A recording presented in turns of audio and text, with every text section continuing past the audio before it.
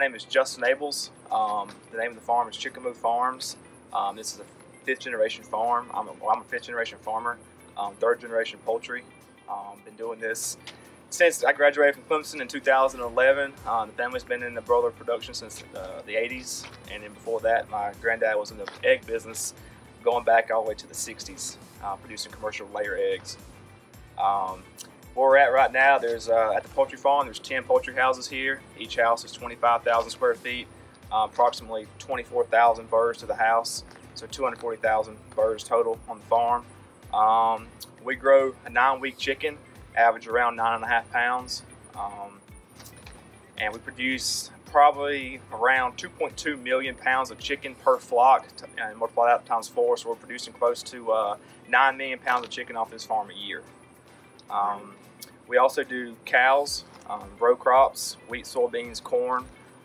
We do some hay, we bale straw, and that sums up the farm. In Oconee County, we don't have a lot of big land areas to where you can farm. We don't see a lot of 1,000, 2,000 acre farms here. You see more 300, 400 acre farms, and even smaller than that, even down to 50 acre farms. With poultry, it allows you to make income off of a very small amount of land. So 20 years ago, you could put 4 chicken houses on 20 acres of land and make a living for your family. What comes with that, you have litter that's produced a byproduct of the chickens. So you take the litter, and naturally you have some cows, so you can fertilize your land, you can do some row crops, that way you have free fertilizer. This is our bread and butter here. This is where we make our money. The chickens, I tell people the chickens come first, second, and third, and then I'll say the cows come fourth, and anything after that, row crops or whatnot, is on down the line. This farm we're sitting at right now is built in 2000. During the year 2000, in the 90s, early 2000s, you could build chicken houses in Oconee County and across the state of South Carolina fairly easy. You have to go through a permit process through DHEC. Later on, getting into the mid-2000s, the DHEC permitting processes became a lot more difficult, and you couldn't build as many houses. You had to have 100 acres of land to put houses on. Your setbacks increased. You had neighbors where you started having to have hearings. You had to tell people that you were building these houses, and it just invited a lot of negative publicity on farmers. In Oconee County, it's very hard to build chicken houses now. There's just not enough land unless you're an existing farm, and a lot of existing farms may or may not have already purchased permits that they kind of grandfathered in. We were very fortunate here to where we were able to build all 10 houses, and we completed the last 4 in 2007, and so we really haven't had to deal with the main culprits of going on with the regulations. But now it can take 2 to 3 years from start to finish to get a house built. In Oconee County, there's been a handful of houses built in the last, I'd say, 3 years. What most people do now is they update their houses because there's just not enough land to build houses. And Oconee is also getting a lot more urban sprawl, I guess you could say. People coming to the lakes, people building subdivisions. I mean, right back here behind here, there's 100 acres, and they put a subdivision back here. Haven't had many challenges with that, but those people are there. They see what's going on every day. They're watching you. And I know it's like that all across the state with people moving in on top of farmers. And I know South Carolina has the Right to Farm Act, which allows me to be here because I was here first. But it's definitely a challenge. Moving forward, it's definitely a challenge with you get complaints of smell, dust. You see the crazy regulations going on all across this country every day, and it's just a matter of time before they're just putting more and more burden on the farmer here. Like I said earlier, I grew a 9-week chicken. So basically, when the chickens come to me, they are hatched that morning. The chickens come from what we call parent stock. They are breeder flocks that are grown. You start with the pullets and you go to breeders. They hatch the breeders. They bring them into the hatchery. The hatchery hatches them out that morning. They bring them to us. They come in on typically they come in on one truck. One truck can bring in 4 houses of chickens at a time. So when that truck comes in with 4 houses, it takes 7 tractor trailer loads per house for them chickens to leave after that. So that they can bring this whole farm on 2.5 trailers. It takes 70 tractor trailer loads to get them out of here. So when I get them day 1. I graze them to 63 to 69 days, somewhere in there. They come in, they're probably, they're pretty small, and then by the end, like I said, they weigh 9.5 pounds. We give them everything they have to have. We give them water. The company provides the feed. We provide all the ventilation, and that's very key to growing chickens, is the ventilation. If you don't have your ventilation right up front, or anytime during the flock, you're going to have issues. And we have company service techs that come out. They monitor what's going on. The company's on top of, we're with a vertically integrated company. So like I said, they provide everything. We provide the labor, we provide the houses, power, water, anything associated with all the expenses. We take on all that. So it's just a, start out, it's very simple. We have to set the houses up in the beginning. That puts feed lines down, water lines down, fill the trays up with feed. Once you do that, you bring the chickens in, and everything's full bright. There's no dark time or anything coming in. And as the chickens start progressing, after a week, you add a little bit of dark time, which is 2 hours of dark, and then 22 hours of light. And as you progress, those chickens start getting bigger and bigger and bigger. When the birds come in, a lot of times we put them in half the house because they're so small, and in the wintertime it saves us fuel or natural gas. And then when they get older, about 2 weeks old, we spread them out in the entire house. And as they grow, you raise your waters, you raise your feeders, you start adding more and more ventilation because those birds are producing more and more heat. They need more and more oxygen. So in the summer times, the challenging parts, because of the heat. Heat is a critical killer for chickens. We have evaporative cooling systems that help keep them cool. We have big fans that run. This farm here has 120 57-inch tunnel fans on the farm that we pull about 800 to 900 feet a minute across these chickens, which is just airspeed. All you're doing is pulling cool air through the house. Big myth that goes on with the poultry industry is we inject these babies with hormones and just pump them up and let them go. That's not the case. This is a very scientific approach, just like anything else you do. The feed's a big thing. It's got to have the right ingredients of corn, your soybean meal, your fats, and stuff like that. And that's what produces the chickens. And then when they genetically, when they breed these chickens, they're breeding them for a certain thing. So our chickens are being bred for breast meat. They want, they want to be able to yield breast meat. But yeah, that's to debunk some myths. Like I said, there's no hormones, and most chicken companies now are antibiotic free because that's what the consumers are demanding now. Labor around here is getting harder and harder to find. Any chicken grower you talk to has had some issue with labor. Well, that might not even be just chicken growers, just everybody in general. A lot of people, if you're not making $15, $20 an hour, they don't want to come work for you. We don't need to. We can't use the H-2A, or we could use the H-2A program, but we don't need like one person full time, like a part-time person. But in Oconee County, a lot of the pool we pull from have issues, drug issues, other issues associated with it, where it's just hard to find good help. And also, a big thing for the chicken growers is this is a 7-day-a-week job. Now I try to work with them. I gave them 4th of July off. We work with, holidays where I'll come in and help, like on Christmas Day and stuff like that. But the work still has to be done. A lot of people don't like that. A lot of people don't like working 7 days a week. So that's a big turnoff for them. But we've had a lot of issues here, especially in the last probably 5 years. Just trying to find good, dependable help. You have somebody come in, work 2 weeks, and gone. Don't hear another word from them.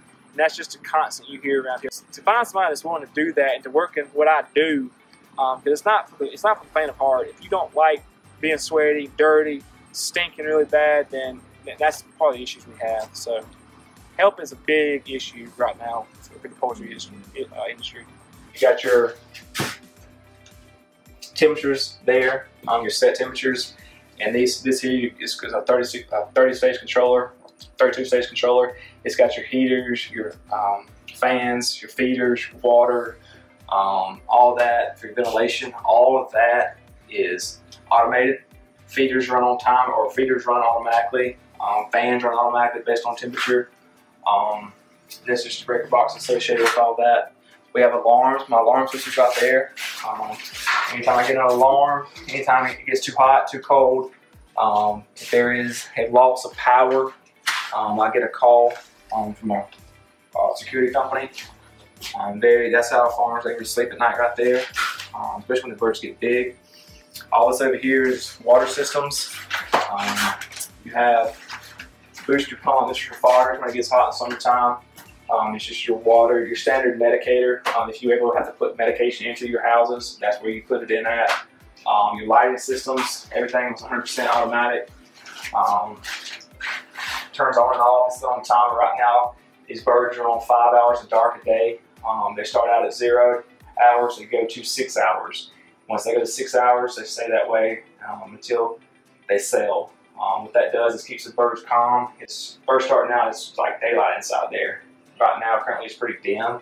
At the end, it will be basically you can barely see in there, and that's just a proven method over the years that works. The birds just remain as calm as they possibly can in there. These right here are called feed lids. Now the chickens, when you have baby chickens, you put these down. It's called goes under a chick mate. Feed goes in there. It just allows baby chickens to crawl in and out of that easily, or if they get inside of a pan. All these go out in the house from the back half. Just makes it we have more available feed. The first several days are the most important part of a chicken's life because he's learning how to eat, drink. It's also when he's the most efficient. He's growing. His body is growing at an accelerated rate at that point. So it's very critical that you get started out on the right foot. So what you're looking at here is a feed pan. This is where the chickens get their feed at right now. When they start out as babies, this is called a chick mate. We fold these down, and the tray I showed you earlier slides up underneath there, and it'll fill up with feed. It just allows the chickens to get into it easier. When they get to about 8 days old, we close these up, and they start eating out of this right here. This keeps our feed conversion. Feed conversion is a big issue. That way they can't gorge themselves all the time. This feed is always in this pan right here. Just a very simple design. They stick their head in, they get the feed. As the chickens get bigger, we raise this up. That way they can get to it easier, they can walk around. Over here is waters. This is automatic water. It's just got a nipple on the end. Chicken walks up to it, hits it, water comes out on demand. Whenever he wants it, there's water that comes out right there. This is called a Ziggity system. Just the name of the company that does it, but they, very simple, this design has been around for years. But these feed pans are controlled by a motor on the end. It's got a pan under it. It's got a switch. When the feed drops below the switch comes on, kicks feed on, feed runs out. Feed comes in from the outside bins. This is called your fill system. All it's doing is filling up these hoppers. These hoppers hold feed. That's what the chicken eats. The company provides the feed, puts it in the bins. The fill system brings it into the houses. The feed lines take it down the house for the chickens to eat. All water is well water until the end, and I have to supplement with county water. During the course of a flock, so at the end of this flock, these birds will be drinking 30,000 gallons of water a day. And then to cool them, you can probably use another 25,000 gallons of water a day. So you're talking 50, 60, 70,000 gallons of water a day. I'm using 24 hours a day, or 7 days a week when birds are big. I have a 2-inch water main that comes in.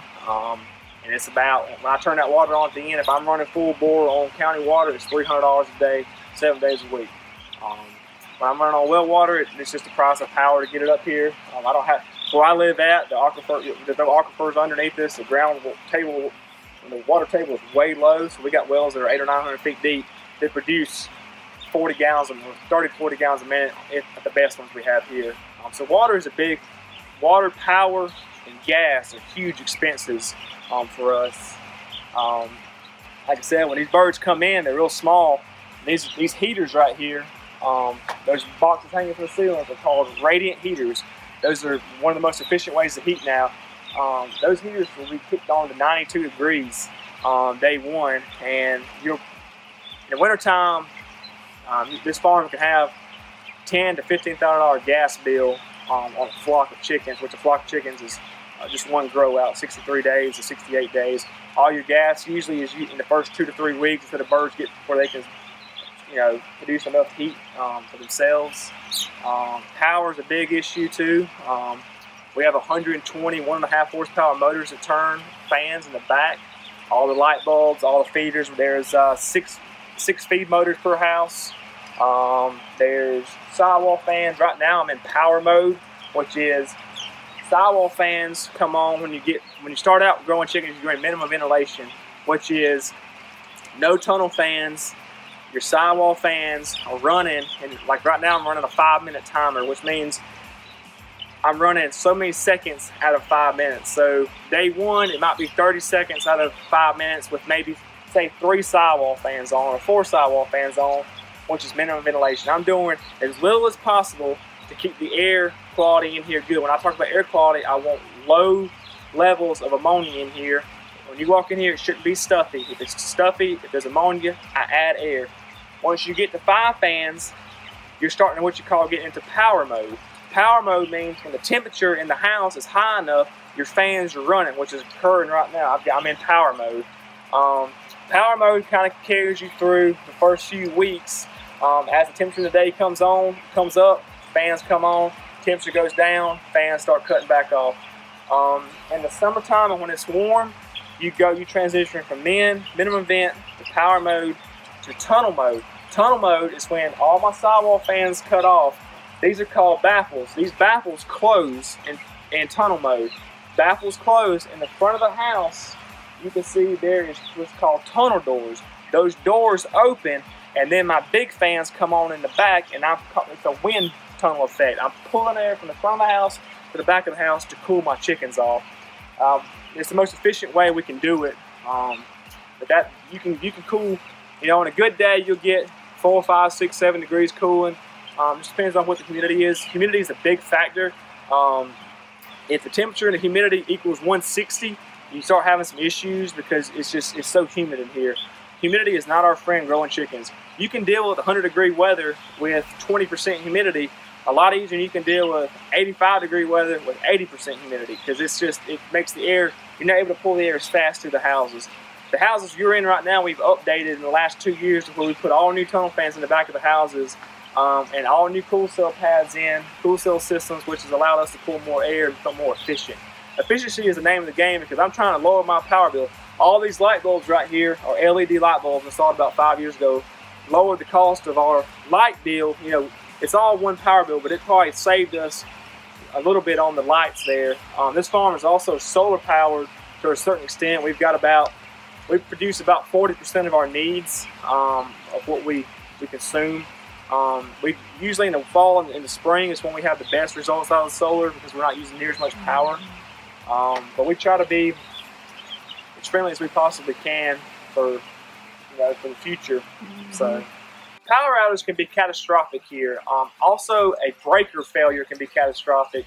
For instance, when these birds get to 4 to 9 weeks, when they're 4 weeks old, you probably got 10 to 15 minutes, 10 minutes to get down here before birds start, having issues.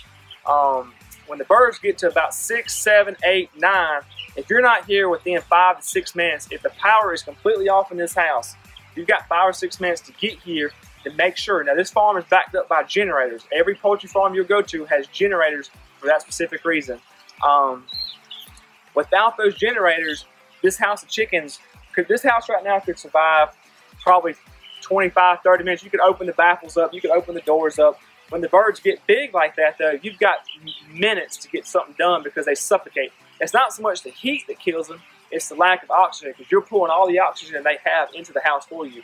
Back in April, we were out of power for 3 days with the tornadoes that came through Seneca. We ran on generator power for 3 days.